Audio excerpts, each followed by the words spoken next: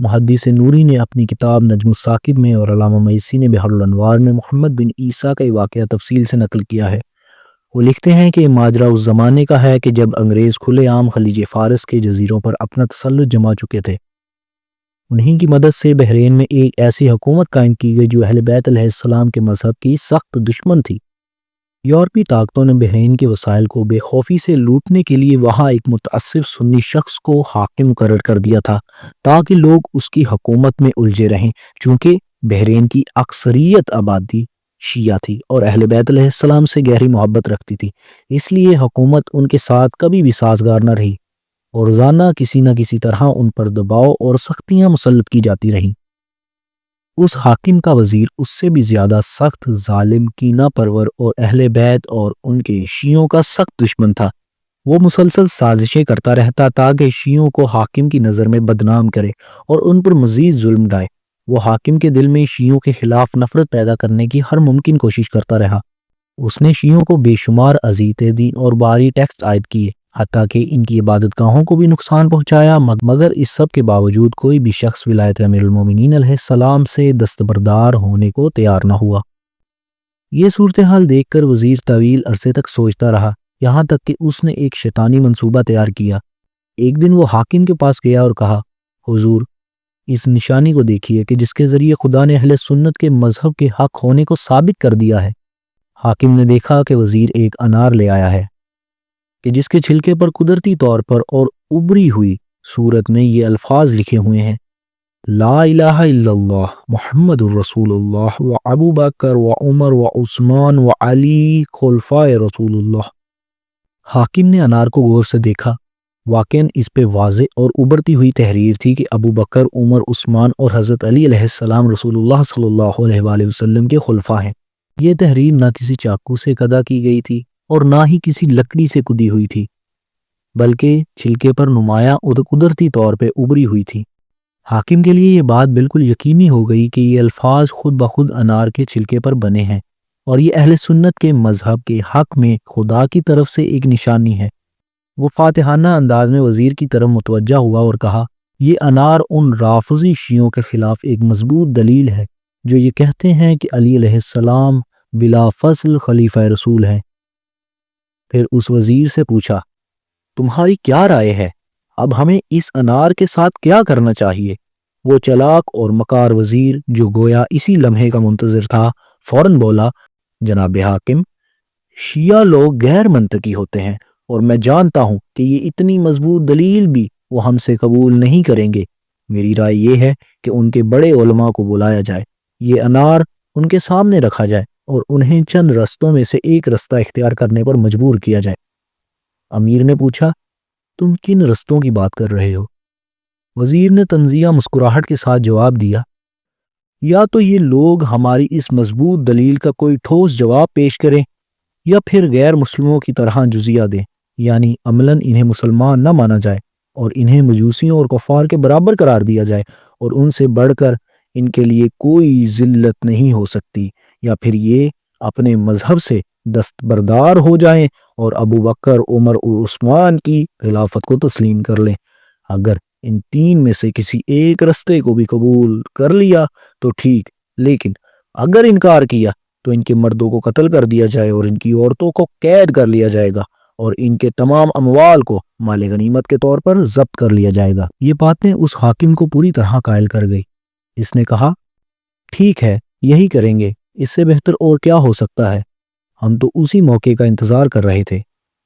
چنانچہ اس نے حکم دیا کہ ایک مقررہ دن تمام شیعہ عمائدین اور علماء دربار میں حاضر ہوں، کیونکہ حاکم ان کے ساتھ ایک نہایت اہم معاملہ زیر بحث لانا چاہتا ہے۔ مقررہ دن آ پہنچا اور حکومت کی دعوت پر تمام شیعہ بزرگان جمع ہو گئے۔ وہ اچھی طرح جانتے تھے کہ حاکم اور اس کا وزیر ایک بار پھر کوئی نئی سازش لے کر آئے ہیں تاکہ شیعوں کو اذیت دے سکیں۔ جب مجلس پوری طرح آراستہ ہو گئی تو حاکم نے خاص غرور کے ساتھ انار اٹھایا اور سب کو دکھایا۔ شیعہ اسے دیکھ کر حیرت زدہ رہ گئے، انہیں اپنی آنکھوں پر یقین نہیں آ رہا تھا۔ وہ انار کو ایک دوسرے کو دکھا کر کہنے لگے، واقعی اس پر لکھا ہے کہ ابو بکر، عمر، عثمان اور علی رسول خدا صلی اللہ علیہ وآلہ وسلم کے خلفاء ہیں۔ ابھی شیعہ عمائدین اس حیرت سے نکل بھی نہ پائے تھے کہ حاکم کی آواز نے انہیں متوجہ کیا اور اس سے کہا، حکومت کا یہ فیصلہ ہے، یا تو تم سب سنی ہو جاؤ اور انار پر لکھی ہوئی بات پر ایمان لے آؤ، یا پھر تمہیں مسلمانوں میں شمار نہیں کیا جائے گا اور تمہیں جزیہ دینا ہوگا، یا پھر کوئی ایسی مضبوط اور قانع کرنے والی دلیل پیش کرو جو اس الہی نشانی کو رد کر سکے۔ لیکن اگر تم اپنے مولا علی علیہ السلام کی محبت میں ان میں سے کوئی بھی رستہ اختیار نہ کر لو تو تمہارا خون، تمہاری عزت، تمہارے اموال سب ہمارے لیے حلال ہوں گے۔ سب شیعوں نے انار دیکھا اور حاکم کی دھمکی سنی تو ان پر شدید گھبراہٹ طاری ہو گئی۔ ان کے چہرے فک ہو گئے کیونکہ واقعین ان کے پاس کوئی تیار جواب موجود نہ تھا۔ وہ حیران و پریشان کھڑے سوچ رہے تھے کہ کیا کہیں۔ چنانچہ آخرکار ان کے ذہن میں بس یہی آیا کہ وہ 3 دن کی مہلت مانگ لیں تاکہ سوچ وچار کر سکے اور کوئی فیصلہ کر سکے۔ دربار کی مجلس ختم ہونے کے بعد شیعہ خوف اور اضطراب کے عالم میں آپس میں جمع ہوئے اور مشورہ کرنے لگے، شاید اس سنگین مسئلے کا کوئی حل نکل آئے۔ لیکن جتنی بھی گفتگو اور مشورہ ہوا کسی نتیجے تک نہ پہنچ سکے۔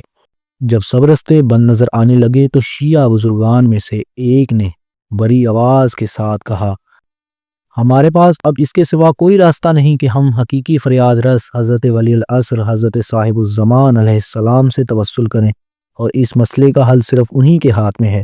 ہمیں حضرت علیہ السلام سے ہی مدد مانگنی چاہیے۔ سب نے اس رائے کی تائید کی، چنانچہ انہوں نے شیعوں میں سے 10 سب سے زیادہ صالح اور مخلص افراد کا انتخاب کیا۔ ان 10 افراد نے آپس میں مزید 3 اشخاص کو منتخب کیا۔ یہ طے پایا کہ ان تینوں میں سے ہر ایک ایک رات بیابان کی طرف جائے اور وہاں خدا سے راز و نیاز کرے اور حضرت مہدی علیہ السلام کی بارگاہ میں توسل کے ذریعے مدد طلب کرے۔ پہلی رات ان 3 میں سے ایک شخص بیابان روانہ ہوا۔ غروب آفتاب سے لے کر قریب صبح تک وہ نماز پڑھتا رہا، دعا کرتا رہا، روتا رہا اور گڑ گڑاتا رہا۔ آنسوؤں کے ساتھ امام زمانہ علیہ السلام کو پکار کر کہتا تھا کہ مولا جان، بحرین کے شیعہ خطرے میں ہیں، دشمن آپ کے پیروکاروں کو ذلیل و خوار کرنا چاہتے ہیں، ہماری فریاد کو پہنچیے۔ جب صبح ہوئی تو وہ شرمندہ اور خالی ہاتھ واپس لوٹا۔ ان 3 راتوں میں سے دوسری رات آ پہنچی۔ دوسرا شخص بھی بیابان کی طرف گیا، مگر اس نے بھی جتنی فریاد و گریہ کی کوئی نتیجہ نہ نکلا۔ وہ نا امید ہو کر لوٹ آیا۔ اب تو اضطراب اپنی انتہا کو پہنچ چکا تھا کیونکہ صرف ایک ہی رات باقی رہ گئی تھی۔ اگر وہ رات بھی بے نتیجہ گزرتی تو اس کا مطلب یہ تھا کہ انہیں پوری زندگی کی بدبختی کے لیے خود کو تیار کرنا ہوگا۔ تمام لوگ اپنے کام کاج چھوڑ چکے تھے، سب نے ہاتھ دعاؤں کے لیے اٹھا رکھے تھے اور ان کی واحد امید یہ تھی کہ خدا امام زمانہ علیہ السلام کے وسیلے سے ان کی دستگیری فرمائے۔ چنانچہ تیسری رات محمد بن عیسیٰ بحرینی، جو اس علاقے کے سب سے زیادہ بڑے عالم اور پرہیزگار افراد میں شمار ہوتے تھے، بیابان کی طرف روانہ ہوئے۔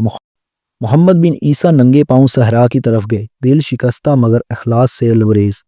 انہوں نے نماز شروع کی، دعا کی، گریہ وزاری اور خدا سے التجا کی کہ اپنی حجت امام عصر علیہ السلام کے صدقے اپنے بندے کو اس مصیبت سے نجات دے۔ وہ سوزے دل کے ساتھ دعا کر رہے تھے، آنسو رخساروں پر بہہ رہے تھے، پیشانی خاک پر رکھی ہوئی تھی، پورے وجود کے ساتھ حضرت امام زمانہ علیہ السلام کو پکار رہے تھے اور مدد مانگ رہے تھے۔ یا صاحب الزمان، آپ کیسے راضی ہو سکتے ہیں کہ شیعوں کی عزت و ناموس لوٹی جائے؟ ہماری فریاد کو پہنچیے، ہمیں بچا لیجئے، ہم آپ کی ولایت چھوڑ کر سنی کیسے ہو سکتے ہیں؟ اسی گریہ و مناجات کے عالم میں انہیں ایک نہایت دل نشین آواز سنائی دی۔ پہلے تو انہوں نے سمجھا شاید وہم ہے، مگر جب دوبارہ غور سے سنا تو کسی کو اپنا نام پکارتے پایا۔ محمد بن عیسیٰ، تم کیوں بیابان میں آئے ہو؟ اس قدر غمزدہ اور پریشان کیوں دکھائی دیتے ہو؟ محمد بن عیسیٰ نے سر اٹھایا تو دیکھا کہ ایک نورانی سید ان کے پاس کھڑے ہیں۔ انہوں نے کہا، اے بندہ خدا، مجھے میرے حال پر چھوڑ دو، میں ایک بہت اہم کام کے لیے یہاں آیا ہوں، میرے پاس وقت نہیں ہے۔ اس شخص نے کہا، کیا کام ہے؟ تو اس نے جواب دیا، میں اپنا معاملہ امام زمانہ علیہ السلام کے سوا کسی سے بیان نہیں کروں گا۔ اس نورانی سید نے کہا کہ محمد بن عیسیٰ کہو میں ہی صاحب الزمان ہوں۔ محمد بن عیسیٰ نے آنسو پہنچے اور عرض کیا اگر آپ واقعاً ہی میرے امام ہیں تو پھر کچھ کہنے کی ضرورت نہیں، آپ ہمارے دلوں کا حال خود جانتے ہیں۔ حضرت علیہ السلام نے فرمایا تم درست کہتے ہو، تم بحرین کی شیعوں کی اس مصیبت کے سبب آئے ہو، اسی انار اور حاکم کی دھمکی کی وجہ سے۔ وہ کہتے ہیں کہ جب میں نے یہ باتیں خود آقا کے دہن مبارک سے سنی تو میں بے اختیار ان کی طرف لپکا اور ان کے قدموں میں گر پڑا اور عرض کیا آقا جان آپ جانتے ہیں کہ وہ ہم پر کیا مصیبت لانا چاہتے ہیں، آپ ہمارے امام ہیں، قدرت رکھتے ہیں، اس بلا کو ہمارے شیعوں سے دور فرما دیجئے۔ حضرت ولی العصر علیہ السلام نے فرمایا وزیر کے گھر میں ایک انار کا درخت ہے، اس وزیر نے مٹی کا ایک خاص سانچہ تیار کیا ہے اور اسے بالکل دو حصوں میں تقسیم کیا ہے، پھر اس کے اندرونی حصے کو کھوکھلا کر دیا ہے، اس نے جعلی عبارتیں الٹی صورت میں سانچے کی اندرونی دیوار پر کھود رکھی ہیں، جب انار ابھی کچا ہوتا ہے تو یہ سانچہ مضبوطی سے اس کے گرد باندھ دیتا ہے، پھر جیسے جیسے انار بڑا ہوتا ہے تو وہ تحریریں اس کے اوپر ابھرتی آتی ہیں۔ ظاہراً یہ قدرتی معلوم ہوتا ہے لیکن حقیقت میں سب وزیر اور شیطان کی چال ہے۔ پھر امام علیہ السلام نے فرمایا کل حاکم سے کہنا کہ ہم جواب لے آئے ہیں، لیکن وہ جواب صرف وزیر کے گھر میں دیا جائے گا۔ جب تم یہ بات کہو گے تو وزیر کوشش کرے گا کہ تم سے پہلے اپنے گھر پہنچ جائے اور اس سانچے کو تباہ کر دے، مگر تم اسے کہیں جانے نہ دینا اور نہ کسی سے بات کرنے دینا۔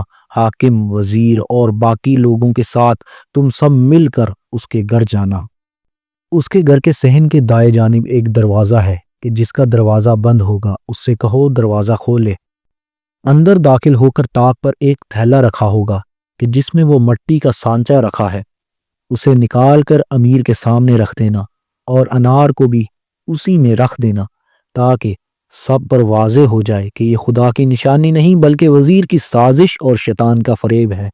پھر حضرت علیہ السلام نے محمد بن عیسیٰ سے مزید فرمایا حاکم سے کہنا ہم انار کے اندر کا حال بھی جانتے ہیں، اگر اسے کھولا جائے تو اس میں ایک بھی دانہ نہیں ہوگا بلکہ صرف دھواں اور راکھ نکلے گی۔ وزیر سے کہو کہ وہ خود اپنے ہاتھ سے انار توڑے، تب سب دیکھ لیں گے کہ اس کے اندر دھوئیں کے سوا کچھ نہیں اور وہ دھواں بھی اس کے ناپاک چہرے اور داڑھی پر جا بیٹھے گا۔ محمد بن عیسیٰ کہتے ہیں کہ جب میں نے یہ باتیں اپنے مولا علیہ السلام سے سنی تو میری خوشی بیان کرنے سے باہر تھی، میں حضرت علیہ السلام کے قدموں میں گر پڑا اور ان کے قدموں کے نشان کا بوسہ دیا۔ امید سے بھرا ہوا دل لے کر میں لوگوں کی طرف لوٹا تاکہ انہیں امام علیہ السلام کی عنایت اور نجات کی خوشخبری دوں۔ اسی یادگار رات کی صبح شیعہ بزرگان محمد بن عیسیٰ کے ساتھ امیر کے محل کی طرف روانہ ہوئے اور کہا ہم جواب لے آئے ہیں، لیکن وہ جواب صرف وزیر کے گھر میں دیا جائے گا۔ یہ جملہ سنتے ہی وزیر اندر سے کانپ اٹھا کیونکہ اسے محسوس ہو گیا تھا کہ معاملہ فاش ہو چکا ہے، مگر اس نے ظاہراً خود کو سنبھالے رکھا۔ اس نے امیر سے کہا کوئی مسئلہ نہیں، میرے گھر چلتے ہیں، لیکن اگر اجازت ہو تو میں پہلے جا کر گھر کو ترتیب دے لوں تاکہ امیر کی شان کے مطابق ہو۔ لیکن محمد بن عیسیٰ نے سختی سے اس کی اجازت نہ دی اور امیر سے کہا ہماری شرط یہ ہے کہ سب ایک ساتھ چلیں گے اور کوئی بھی آگے نہیں بڑھے گا۔ امیر نے یہ شرط قبول کر لی اور کہا کوئی حرج نہیں۔ سب لوگ روانہ ہو گئے۔ جب وزیر کے گھر پہنچے تو محمد بن عیسیٰ نے بلا توقف اندر جا کر بالکل انہی نشانیوں کے مطابق جو ان کے مولا حضرت صاحب الزمان علیہ السلام نے بتائی تھی، دائیں طرف کے کمرے میں جا کر طاق کی طرف رخ کیا اور وہاں سے تھیلا اٹھا لیا۔ اس نے اس میں مٹی کا سانچہ نکالا اور سب کو دکھایا۔ پھر اس نے امیر سے کہا اگر ممکن ہو تو وہ انار مجھے دے دیجئے جسے آپ ابو بکر، عمر اور عثمان کی خلافت کی نشانی قرار دے رہے ہیں۔ امیر جو ابھی تک حیران تھا انار دے بیٹھا۔ محمد بن عیسیٰ نے انار کو اس مٹی کے سانچے میں رکھا تو سب نے دیکھ لیا کہ انار بالکل اسی سانچے میں فٹ ہو گیا ہے۔ تب امیر کو سمجھ آ گیا کہ اس کے وزیر نے شیعوں کے خلاف کیسی سازش رچائی ہے اور یہاں تک کہ خود امیر سے بھی جھوٹ بولا تھا تاکہ محبین امیر المومنین کو رسوا کر دے۔ پھر محمد بن عیسیٰ نے کہا جناب امیر، ایک اور نشانی بھی ہے، اور وہ یہ ہے کہ ہم انار کے اندر کی خبر بھی دیتے ہیں۔ اس انار کے اندر کوئی دانہ نہیں، بلکہ صرف دھواں اور راکھ ہے۔ اگر اجازت ہو تو جناب وزیر خود اس انار کو توڑے۔ امیر نے سر کے اشارے سے اجازت دی اور وزیر مجبور ہو گیا کہ انار توڑے۔ جیسے ہی انار ٹوٹا، امام زمانہ علیہ السلام کے فرمان کے مطابق اس کے اندر سے صرف دھواں اور راکھ نکلی، جو سیدھی وزیر کے چہرے اور داڑھی پر جا بیٹھی۔ جو وزیر شیعوں کو ذلیل کرنا چاہتا تھا، وہ سب کے سامنے خود ذلیل و رسوا ہو گیا۔ امیر، جس نے ایسی بات کا بالکل تصور بھی نہیں کیا تھا، حیرت سے دنگ رہ گیا۔ اس نے محمد بن عیسیٰ سے پوچھا، تمہیں یہ کیسے معلوم ہوا؟ محمد بن عیسیٰ نے اطمینان سے جواب دیا، یہ سب ہمیں امام مہدی علیہ السلام نے بتایا ہے۔ امیر نے پوچھا، تمہارا امام کون ہے؟ محمد بن عیسیٰ نے ایک ایک کر کے تمام ائمہ کے نام بیان کیے، یہاں تک کہ امام عصر علیہ السلام تک پہنچا اور بتایا کہ وہی ہمارے پناہ دینے والے اور سہارا ہیں۔ یہیں امیر کا دل پوری طرح بدل گیا اور اس نے محمد بن عیسیٰ سے کہا، اپنا ہاتھ مجھے دو، میں بھی اہل بیت علیہ السلام کے مذہب پر ایمان لانا چاہتا ہوں۔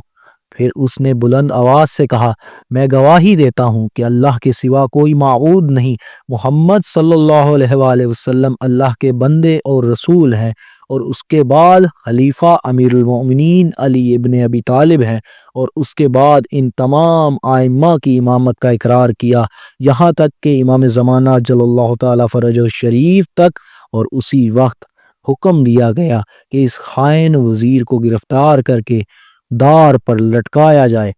بعد ازاں اس نے بحرین کے شیعوں سے معافی مانگی اور اسی دن سے اپنی حکومت کا رخ شیعوں کے احترام اور حسن سلوک کی طرف موڑ دیا۔ اس واقعے کو برسوں گزر چکے ہیں، مگر آج بھی یہ قصہ بحرین کے لوگوں میں مشہور ہے، اور محمد بن عیسیٰ کی قبر آج بھی پہچانی جاتی ہے، اور جہاں بہت سے لوگ زیارت کے لیے جاتے ہیں۔ والسلام علیکم ورحمۃ اللہ۔